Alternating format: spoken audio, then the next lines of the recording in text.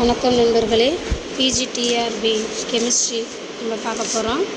Exam pattern வந்து பார்த்திங்கன்னா total question 180 mark வந்து பார்த்திங்கன்னா 150 மார்க்குக்கு நம்ம எழுதுகிறோம். அதில் டியூரேஷன் டைமு 3 hours. இதெல்லாம் நமக்கு தெரிஞ்சது.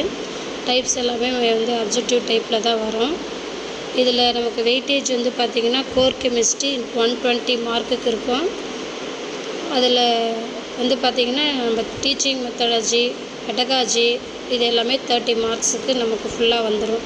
இது ஒரு 5 யூனிட் இருக்குது. கோர் கெமிஸ்ட்ரியாக வந்து பார்த்திங்கன்னா ஒரு 4 யூனிட் நம்ம படித்தா போதும். கட் ஆஃப் வந்து பார்த்திங்கன்னா ஜென்ரலில் 90, பிசிக்கு 90, எம்பிசி 85, எஸ்சி எஸ்டி 80 அப்ராக்ஸ் இருந்தால் போதும். எப்படி படிக்கணும் அப்படின்னு பார்த்திங்கன்னா கான்செப்ட்டு ஸ்ட்ராங்காக இருக்கணும். அதாவது NCERT book, UG, PG level basic clear இருந்தால் போதும். அது பண்ணணும். ப்ரீவியஸ் இயர் கொஷினில் அதாவது 2020 எல்லா பேப்பரும் பார்க்கணும். ரிப்பீட் கொஷின் நிறைய வரும். எம்சிக்யூ ப்ராப்பர்ட்டிஸ் அதாவது மாடல் கொஷின் பேப்பர்லாம் ப்ராக்டிஸ் பண்ணணும்.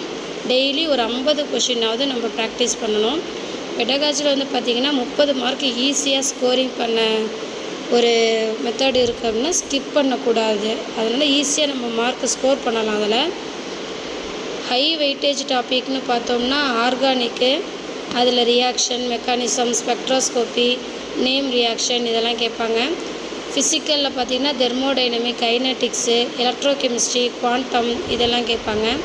இன்ஆர்கானிக்கில் கோஆர்டினேஷன், பாண்டிங், பீரியாடிசிட்டி இதெல்லாம் கேட்பாங்க. பெடகாஜியில் வந்து பார்த்திங்கன்னா டீச்சிங் மெத்தட்ஸு, எவால்யூஷனு, லேர்னிங் தியரிஸ் இது தான் நம்ம ஃபுல்லாகவே வரும். இதில் நம்ம ஃபுல்லாக நம்ம கிளியராக இருந்துட்டோம் அப்படின்னா நம்ம கண்டிப்பாக டிஆர்பியில் வந்து ஃபுல் மார்க் அடிச்சிடலாம். ஸோ நமக்கு வந்து பார்த்திங்கன்னா ஆசிரியர் கனவு காணும் எல்லா சகோதர சகோதரிகளுக்கும் இந்த டிஆர்பி கெமிஸ்ட்ரி வீடியோ யூஸ்ஃபுல்லாக இருக்கும்னு நினைக்கிறேன். நீங்கள் எல்லோரும் பிஜிடிஆர்பி கெமிஸ்ட்ரியில் கவர்மெண்ட் டீச்சர் ஆகணும் அப்படின்னு கனவு காண்றீங்களா? அந்த கனவை நனவாக்க இந்த சேனல் தான் உங்களுக்கு துணையாக இருக்கும். கெமிஸ்ட்ரியை பாடமாக மட்டும் பார்க்காதீங்க. அது ஒரு கதையாக, ஒரு புரிதலாக மாற்றலாம். நான் இருக்கேன் உங்கள் கூட. வாங்க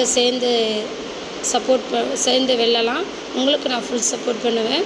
இது உங்கள் சேனல். இது நம்மளுடைய வெற்றியின் பயணம். சரிங்களா? வாங்க நம்ம டாபிக்குள்ளே போகலாம். டிஆர்பி எக்ஸாமில் கெமிஸ்ட்ரியில் 10 மார்க்குக்கு வரக்கூடிய டாபிக் எதுன்னு தெரியுமா அப்படின்னா இது மேட்டர் தாங்க. இன்றைக்கி இதை அடித்து உடச்சிடலாம். Let's go. மேட்டர்னால் என்ன? மாஸும் வால்யூமும் இருக்கிற எதுவும் மேட்டர். லைட்டு, ஹீட்டு, சவுண்டு இதெல்லாம் மேட்டர் கிடையாது. ஏன்னா அதுக்கு மாஸ் இல்லை. இப்போ எக்ஸாம்பிள் பார்த்திங்கன்னா உங்கள் புத்தகம், தண்ணி, காற்று எல்லாமே மேட்டர் தான். இதோடைய ஃபிசிக்கல் ஸ்டேட் படி பார்த்தோம்னா இப்போ சாலிட் ஸ்டேட்டில் இருக்குது. அதோடைய ஷேப்பு ஃபிக்ஸ்டாக இருக்கும், வால்யூமும் ஃபிக்ஸ்டாக இருக்கும். எக்ஸாம்பிளுக்கு சோடியம் குளோரைடு, ஐஸு இதெல்லாம் நம்ம சொல்லலாம். இப்போ டிஆர்பி பாயிண்ட்டு வந்து பார்த்திங்கன்னா பார்ட்டிக்கல் க்ளோஸில் இருக்கும், வைப்ரேட் ஒன்லி இருக்கும். சரிங்களா? அதேமாதிரி லிக்யூட் ஸ்டேஜில் பார்த்திங்கன்னா இதுவும் ஃபிக்ஸ்டு ஷேப்பில் இருக்கும், வால்யூமில் ஃபிக்ஸ்டாக இருக்கும். எக்ஸாம்பிளுக்கு வாட்டரை சொல்லலாம். இப்போ பார்ட்டிகல்ஸ் டிஆர்பி பாயிண்டில் பார்ட்டிகல்ஸ் இது லூஸாக இருக்கும், ஃப்ளோ ஆகும். அதுமாரி கேசியஸ் ஸ்டேட்டில் பார்த்திங்கன்னா ஷேப்பு ஃபிக்ஸ்டாக இருக்காது, வால்யூமும் நாட் ஃபிக்ஸ்டு. எக்ஸாம்பிளுக்கு ஆக்சிஜன் அதாவது O2, CO2 இதை சொல்லலாம். டிஆர்பி பாயிண்டில் பார்ட்டிகல்ஸ் ஃபார் ரேண்டம் மோஷனில் இருக்கும் அப்படின்னு சொல்லலாம். இப்போ plasma plus Bose Einstein condensate அப்படின்னு சொல்கிறோம். இதுவும் இருக்குது இதில். ஆனால் டிஆர்பி பேசிக்கில் 3 தான் முக்கியம். காம்போசிஷன் படி பியூர் சப்ஸ்டன்ஸு, இம்ப்யூர் சப்ஸ்டன்ஸ்னு பிரிக்கிறோம். பியூர் சப்ஸ்டன்ஸில் பார்த்திங்கன்னா எலமெண்ட்டு, காம்பவுண்டு. அதாவது எலமெண்ட்டுனால் ஒரே வகையான ஆட்டம் எல்லாம் சேர்ந்துருக்கும். எக்ஸாம்பிள் O2, Fe, S இதெல்லாம் சேர்ந்துருக்கிறது. காம்பவுண்ட் வந்து பார்த்திங்கன்னா வெவ்வேறு வகையான ஆட்டம் ஒரு ஃபிக்ஸ்டு ரேஷியோவில் இருக்கும். இதில் H2O, CO2 இதெல்லாம் எக்ஸாம்பிளுக்கு சொல்லலாம். இப்போ இம்ப்யூர் சப்ஸ்டன்ஸ்னு பார்க்கும்போது மிக்சரை சொல்லலாம். அந்த மிக்சரை 2 டைப்பாக பிரிக்கிறோம், ஹோமோஜீனியஸ், ஹெட்டிரோஜீனியஸ் அப்படின்னு. ஹோமோஜீனியஸ் பார்த்திங்கன்னா ஒரே மாதிரி தெரியும். எக்ஸாம்பிள் சால்ட் வாட்டர், அண்டு ஏரு இதெல்லாம் சொல்லலாம். ஹெட்டிரோஜீனியஸில் வேறையாக தெரியும். எக்ஸாம்பிளுக்கு சாண்டு ப்ளஸ் வாட்டரு. டிஆர்பி டாப்பிக்கில், அதாவது டிஆர்பியில் இது ரொம்ப முக்கியமான ஒரு பாயிண்ட்டு. அந்த ட்ரிக்கை யூஸ் பண்ணிக்கோங்க. இது என்ன ட்ரிக்னால், காம்பவுண்டாக கெமிக்கல் மெத்தடில் மட்டும் பிரிக்க முடியாது, மிக்சரை கெமிக்கல் மெத்தடில் மட்டும் பிரிக்க முடியும். இது ஒரு ட்ரிக்கு, ஞாபகம் வச்சுக்கோங்க. அடுத்து properties of matter. Physical property, chemical property, intensive property, இது எல்லாமே பார்த்திங்கன்னா முக்கியமான பாயிண்ட்டு. ஃபிசிக்கல் ப்ராப்பர்ட்டி அப்படின்னு பார்த்தோம்னா colour, odour, melting point, chemical change, இது எல்லாமே இதில் பார்த்திங்கன்னா இல்லாமல் இருக்கும். இதெல்லாம் கலர் இல்லாமல் இருக்கும், கலர் இல்லாமல் இருக்கும், மெல்ட்டிங் பாயிண்டில் கெமிக்கல் சேஞ்ச் எல்லாமே இல்லாமல் பார்க்கலாம். நம்ம கெமிக்கல் ப்ராப்பர்ட்டி அப்படின்னு பார்த்தோம்னா எரியிற தன்மை, ஆசிட் ரியாக்ட் ஆகிறது, இது எல்லாம் கெமிக்கல் சேஞ்சு.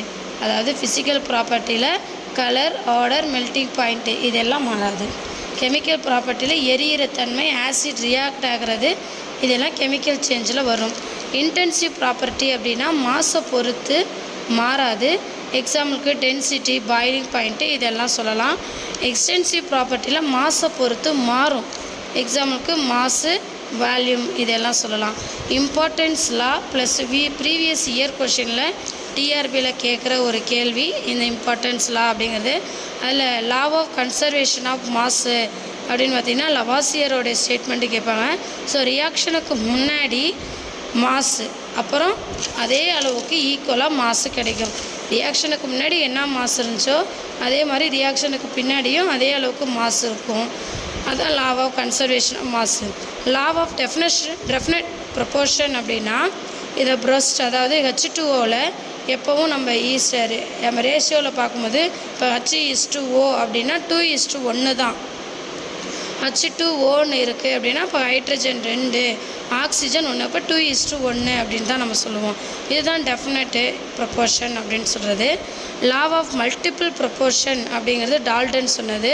ஸோ இதில் carbon monoxide and carbon di oxide, அதாவது CO மற்றும் CO2லேயே சியோட மற்றும் ஓவோட ரேஷியோவை நம்ம சொல்லுவோம். கார்பன் 1 இருக்குது, ஆக்சிஜன் பார்த்திங்கன்னா 2 இருக்கும். ஸோ 1:2 அப்படின்னு நம்ம சொல்கிறது. இப்போ இன்றைக்கி மேட்டர் முடித்தாச்சு. ஹோம்ஒர்க்கு நான் பார்த்திங்கன்னா ஒரு 5 எலமெண்ட்டு இல்லை ஒரு 5 காம்பவுண்டு, ஒரு 5 மிக்சர் எழுதி கமெண்ட்டில் போடுங்க. Next class atomic structure subscribe பண்ணிவிட்டு பெல் அடிச்சிருங்க. நன்றி, தேங்க்யூ.